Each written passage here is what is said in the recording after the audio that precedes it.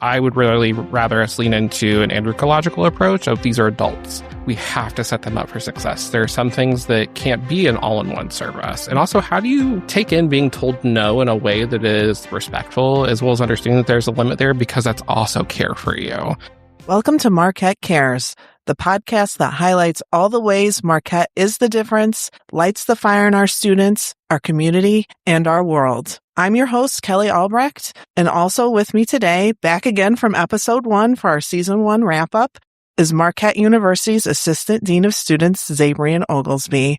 Thanks for coming back, Zabrian, for joining me for our season 1 wrap-up to talk about all the things we did in this season and all of our guests and the things that we learned from them. So I'm excited to do that. I'm excited to talk about this journey that we had this season. It was really exciting. Yeah, thank you. I'm excited to be here for a season 1 closeout, as well as it was exciting.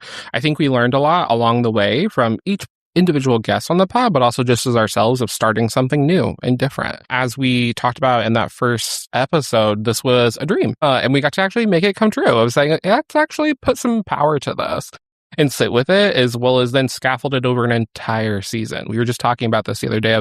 We were ending a first season with our eye on a second season already. How did we get here? I know. It is sort of like, I can't believe we have already wrapped up the first season, and we were planning the other day for our guests for season 2. And like looking at our guests for season 2, we're like, we didn't think we would get some of these guests until like maybe we had done this for a couple years, that they would want to be on the show or that they would even consider being on our show. And we're already going to record them. So that's really exciting. I think we got the better reception than we thought we were going to get. I think that it was more well received than we thought. Like right out of the gate, people were extremely supportive, which really surprised us, I think. Yeah, absolutely. Like on the backside of things, I spend a lot of times in our engagement metrics. I love data and numbers. You really do. And I'm just like, numbers. Yeah, I don't know. Great. And it like, I could give you more credit than that, friend. And it's been really cool to see also, like, each time we've released an episode, what we've seen is within 14 days post-release, that's our biggest listening space. As well as we've had so many unique downloads and listen rates where we have 169. The beauty of that, too, is like that's all Marquette driven. Like we don't have paid marketing for this podcast currently. We don't have some of the other robust marketing offices. It's you and I. And being able to go through this each really week over week and see how does this come forward. The listeners are sharing it. People on our campus are responding to it. They're sharing it with other folks in their communities.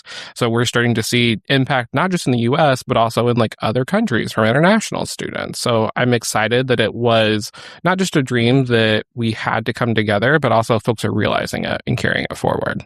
Yeah, it really was something that, started out the small little thing, and we kind of just grew it. And we learned a lot along the way about, I had a podcast previously with my husband that we sort of did for fun. We started during COVID. Very different from this podcast. It was a sports history podcast, which we did completely on our own. I recorded it on a laptop and I edited it and I did everything. And now we have this amazing studio that we do. We don't do any of the producing or the editing. We have wonderful people who do that for us, but we still had to learn a lot about what that looks like to be, sort of hosts, co-creator, producers of that, like booking people, getting people, asking them to be on the show, explaining what that looks like, and doing that marketing stuff, trying to put that out there ourselves without the marketing budget or without having any sort of financial backing as far as that looks like. We had to really kind of hustle to do that.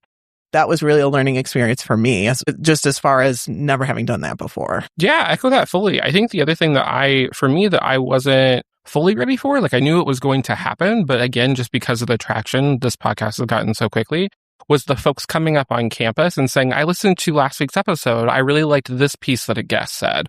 Or, I appreciate the way this was framed. And this actually made me think about how we do this type of care or support services in our offices. And then getting recommendations for other folks that maybe we don't have daily interactions with, or they're new to campus, or because of some of the siloing that happens naturally on campuses, we didn't know about that other person's work. Having people come up to you organically on campus and say like, hey, I listened to the podcast. And I was like, Okay. Thank you for that, as well as being able to move through that with grace and care is something that was new in a way that I haven't got to experience before. Yeah, the people coming up and saying like, "Oh, I heard you on the podcast and I didn't know this, or I didn't realize this about whoever the guest was that we had on," was really amazing. Like would have people that I don't normally talk to a lot on campus finally kind of say something to me, or just send me an email out of nowhere and compliment a show or compliment a guest, or maybe give that guest some recognition that they hadn't gotten before, which was really amazing for that guest to have. And then, yes, the suggestion of, who should have on and talk about or talk to is this person. And a lot of times that person was someone that I didn't know about, and I didn't know their story. And that just goes to show like how many more stories are out there that we don't know about at Marquette of these people who do amazing things. Or, for instance, like getting into the guests that we had on, when I had Matt Gwynn on from University Advancement, and we talked a lot about the alumni at Marquette, and we talked about sort of how strongly alumni feel about giving back to Marquette and the connection to Marquette. When him and I left the show and we were driving back to campus, and he was telling me, about, you should really ask some alumni to be on the show. And, he's giving me some ideas. And I thought, man, I never thought about having alumni on. You and I had sort of talked about it, but it's not one that we had really gone into strongly. But that's a voice that we should hear about as far as how alumni feel about what Marquette has done for them, as far as caring for them as they were students, and even now continuing on their journey is past being Marquette, but still that connection that they feel to it. Right. And like with Matt in particular, too, one of the pieces that he talked about that always stands out for me is we have one of the strongest undergraduate alumni bases. Like one from a philanthropic lens as well as like indirect service. Our undergrad alumni and our graduate alumni both really want to give back to Marquette. And how do they do that? Part of the podcast for sure is uncovering the different ways that care comes forward on our campus. That's a way that it comes back to us. I think for me too, like I think about Steve's episode quite a bit from the space of I work with Steve pretty regularly, and I have ever since I've started at Marquette. And I'm captain of the fan club with Steve, just to be clear. I think we all are like co-captains of Steve's fan club. You can't meet Steve Blaha and not just think this human is incredible, because he is. Right. No, and it's just his person. And like the concept of roots and wings really aligns so well with so many parents. Like as we think about for our office in the summer with new student family programs, we think about our Spark sessions where folks are registering for classes and then orientation right after. Parents responded really well, and caregivers at large, to that roots and wings methodology of like, what does it mean? Like, I do want to give them a root, but I also need them to be able to take off and go forward. And how does that change over breaks? What does that feel like? Our office, you and I field a lot of those calls and emails. We field a lot of them. Yes. Right. But most of the time, it's a caregiver just wanting somebody to be human with them. Of like, that's a real statement. That's an honest feeling. Right. And we get a lot of parents being vulnerable with us about their students. And I think you're right. Steve's episode captured that really well. I really appreciated everything that he shared with us. And I work with him a lot too, and in a lot of different ways. He and I have to do a lot of very hard things together with students and navigating difficult situations. And there's not a better partner I can think of to do that with, aside from our last guest that we had on, Brenda Lenz, the director of the Counseling Center, talking about, all the ways that we care for the mental health of students on our campus. She is very humble in the way that she does that and the way the Counseling Center does that. As you know, we recently had some end of the year awards for our division. I nominated the Counseling Center for the Campus Partner Award because they do so much for our campus. They do so much for me as in my role as the case manager for the university, that I felt like they needed some recognition because they don't seek the recognition. They can't really for privacy laws. right. But I wanted them to know, like, I see you, we see you, everybody sees you, the work that you do. And Brenda, in her episode, I thought did a really humble, wonderful job of, sort of shining that light on her clinicians, on the work that they do, but also sort of talking about like, we can do all these things, but there's things that we can't do either because of capacity issues, because of, we're only so many people and we're not handling like huge mental health crises. Like that's not, you need to know your student, you need to know what they're bringing to campus because there's a line here that we can't cross. and there's things that you as family members have to pick up too. Like that's sometimes like we have to give that hard advice to parents. Right.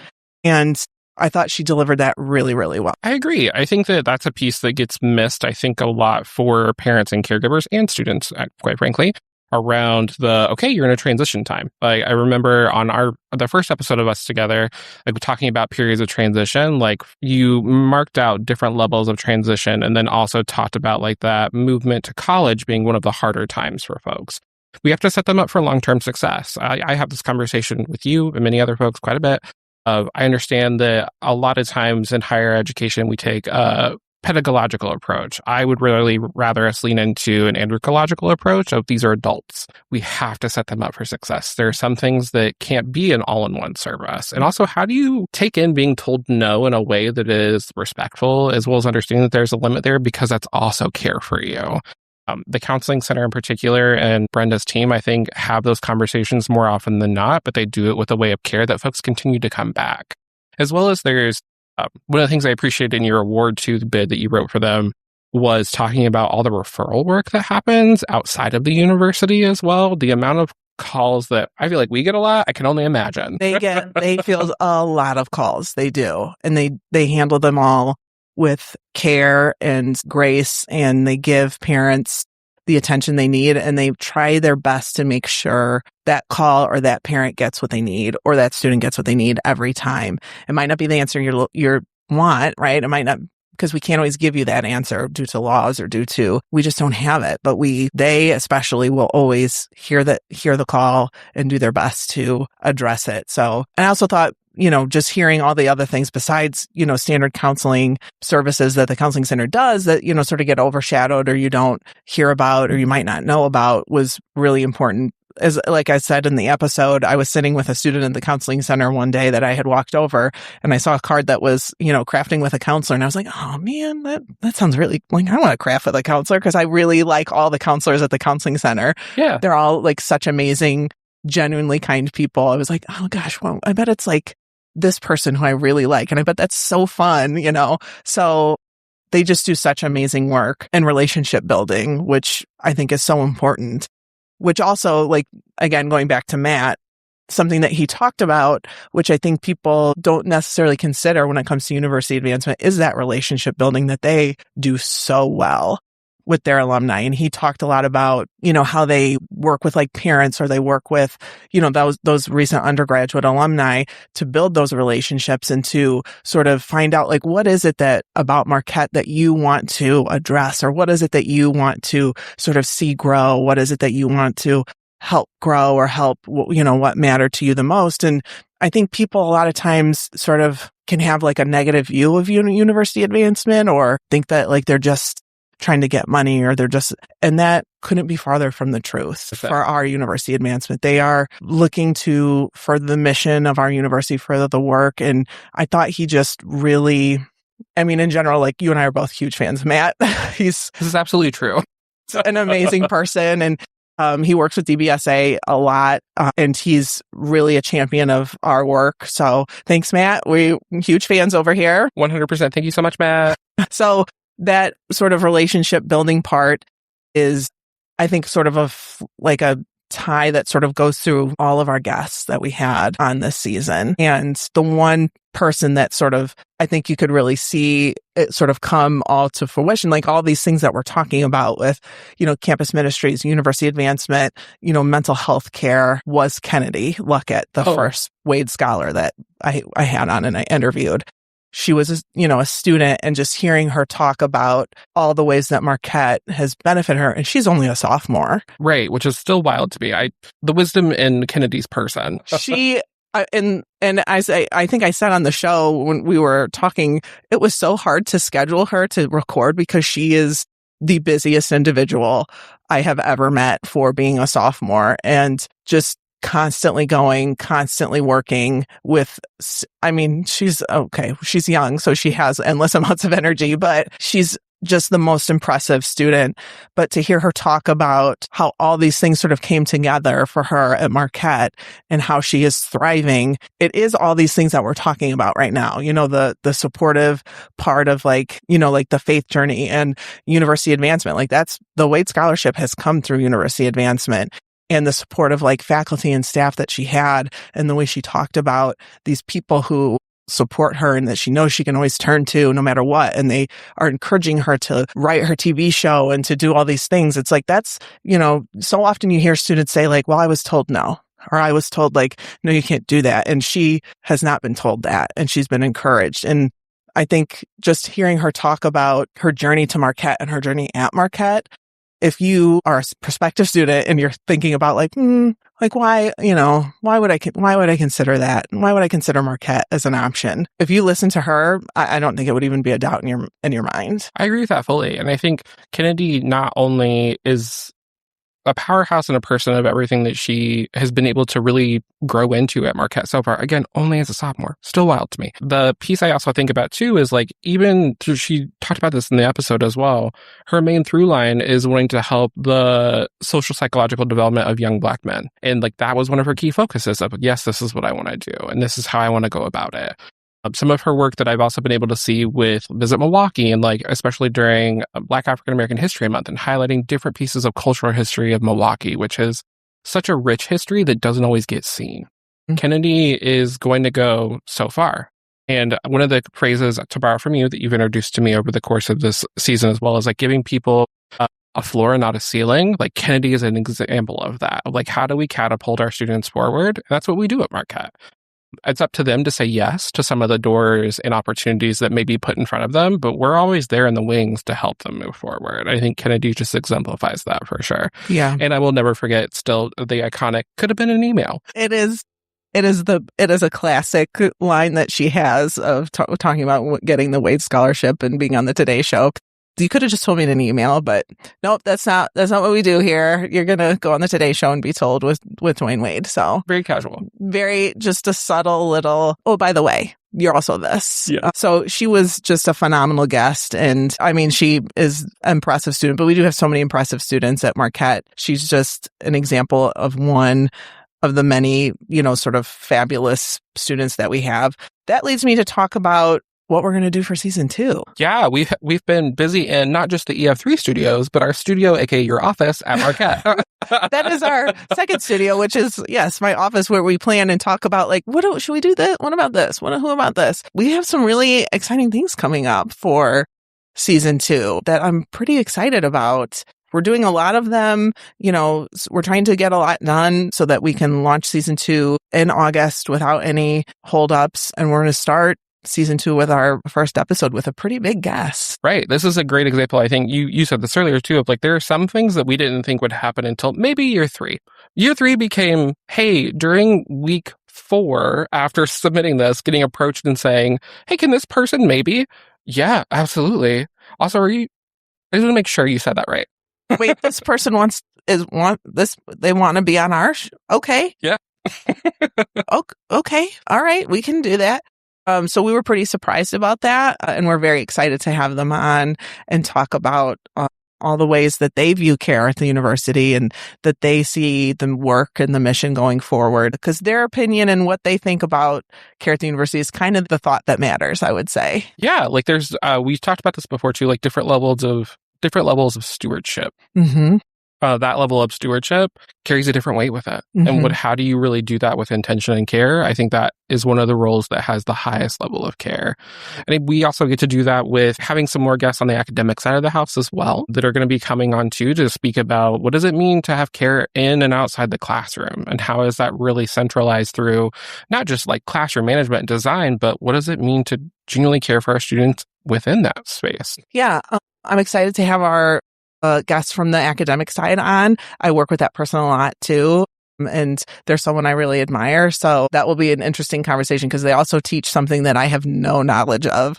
And I might ask them to explain it to me. Probably not though, but they're a genuinely amazing person, a very beloved faculty member at Marquette. So very excited to have them on as well. We're also going to have more people from the Division of Belonging and Student Affairs on, which that's our division. That's where we work. We're trying to highlight those people who do amazing work. One in particular who really has an extremely important job at Marquette. She really is a champion of students in every way that she possibly can be. Fiercely, I would say.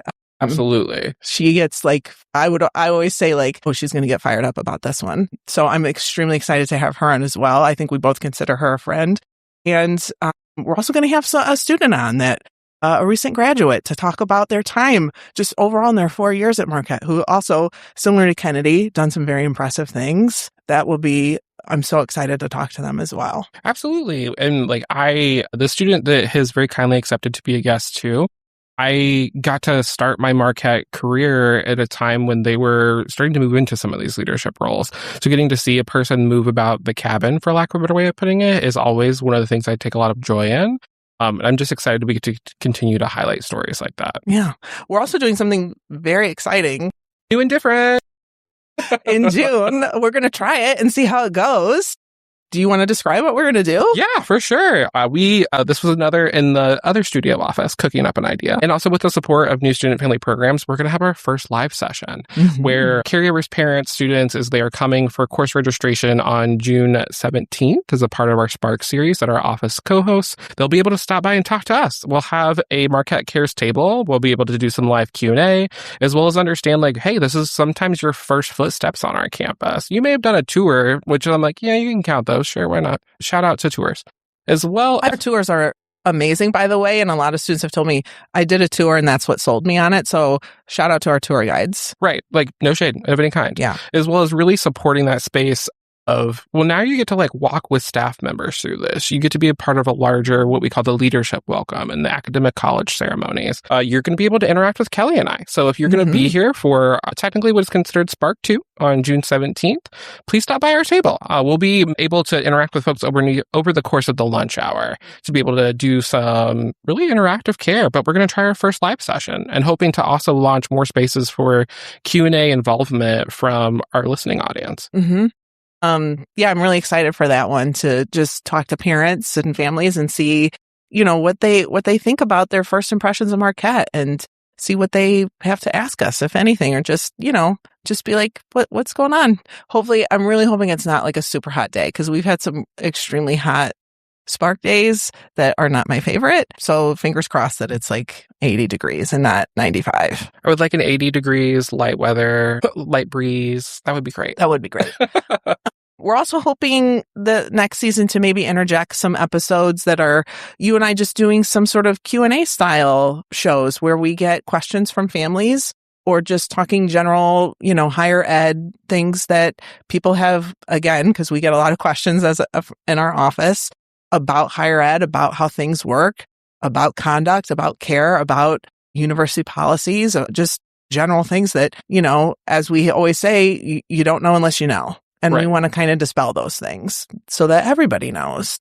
So we're hoping to do some of those as well. Absolutely. The other big thing I think we get to do this summer, another piece that's been cooking up in the studio, is we'll be launching a Instagram platform for us through MetaSuite to be able to take in more Q&A as well as offer support. So that'll be coming out hopefully in June as well, as around those Spark days.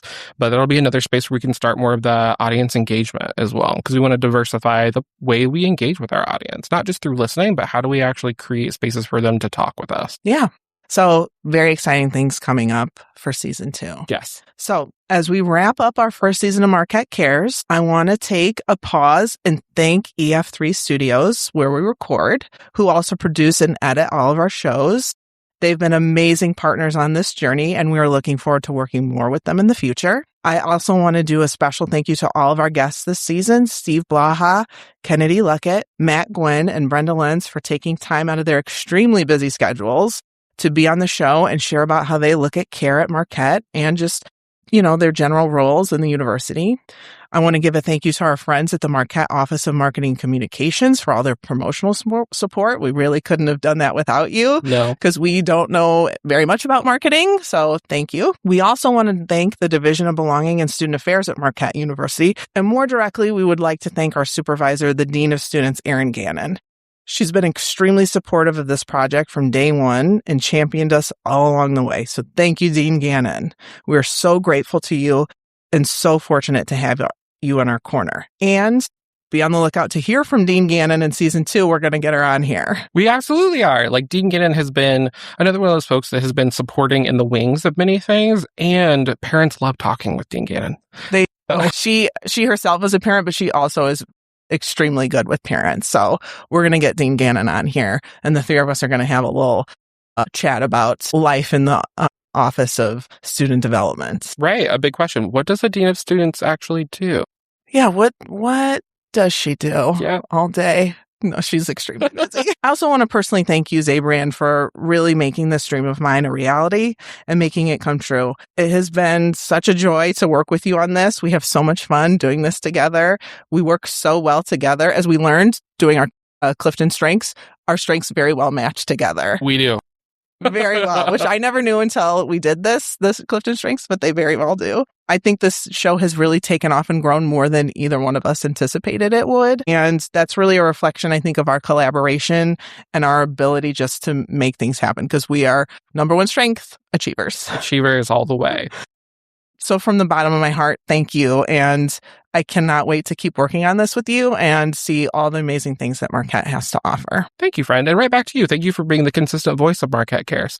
It's not an easy job being the host. You make sure that everybody gets the mapping of what we're doing as through lines, but also you're the main front line for all of our guests and being able to move through that with care and grace. So really, thank you. Well, I love doing it. And I love, as you know, I love talking to people. So as I tell people, it's my whole thing at Marquette is talking to people. And as we do in every show, Zabrian, we do our We Are moment. I'm not going to make you do it because I know you don't like to. I kind of struggle. But one of our sayings is, we are Marquette. It's the thing that we say at most gatherings. President Chemo always says, we are, and everybody goes, Marquette. It always gives me chills when we do it. And that's sort of our big moments. Like, what's one of our big moments that we felt community, or we felt care, or we've just felt that sort of Marquette spirit? So in thinking about our first season of Marquette Cares, what is your We Are moment for Marquette Cares, the podcast? Yeah, I mentioned earlier about being really interested in the engagement and like user analytics for our podcast. For me, that is a space that I think sometimes people just see numbers and they think it's just that, numbers. Numbers tell a story, though.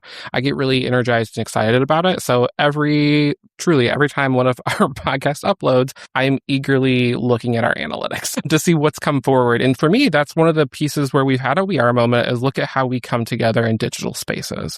What is it like for an office like ours to take a big step, in my opinion, more into a digital space, as well as sharing the stories of not just what we do, but what we do so well with colleagues and others, and uplifting other people? Being able to see that happens every single time within 14 days of an episode coming out. Being able to look at people actually downloading episodes. I was personally not prepared for that. I thought it was going to be a live stream and then we keep it moving. But there's quite a few folks that actually want to be able to listen to it in other spaces. To me, that's a big piece of being in a We Are moment, of look at how we come together across diverse platforms. What's your We Are moment? So in thinking about this, I've had so many great moments with the guests that, I've learned so much, and they've been so great. Like every time, you just don't know how people are going to be on a podcast. But so I can't pick one from there because they've all been amazing. So I really, in thinking about it, it's just outside of that, how many times people have approached us or told us how excited they are about the podcast, how great it is, how they took something away from one of the shows, or they heard something about it, or they want to contribute, or they want to add something to it, or they want to be on it, or they have an idea for it. It just makes me feel like we're on the right track, and we're doing the right thing for Marquette, and we're getting the right message out there about Marquette. When in a world where higher ed sort of is not always has the best message, and it's sort of, I don't want to say controversial, but, people sort of have dividing opinions about higher ed. Yes. I feel like what we're trying to say about Marquette is that we do care about our students, and we care about them in this really specific, intentional way. And that message, I think we're really getting out there. And I get that by people reflecting it back to me when they have listened to the show. So that's happened a few times for us. And so that would be my We Are moment. Yeah, that's a beautiful We Are moment. Also, thank you to everyone who downloaded and subscribed to the show, showing us amazing support. We could not have done this without you. We could not have continued without you. So thank you so much. We have so much more in store. We're not going anywhere. We're not. We're coming back for season 2. But we have so many more stories to tell and things to share. And in the meantime, be kind to one another. And remember, Marquette Cares.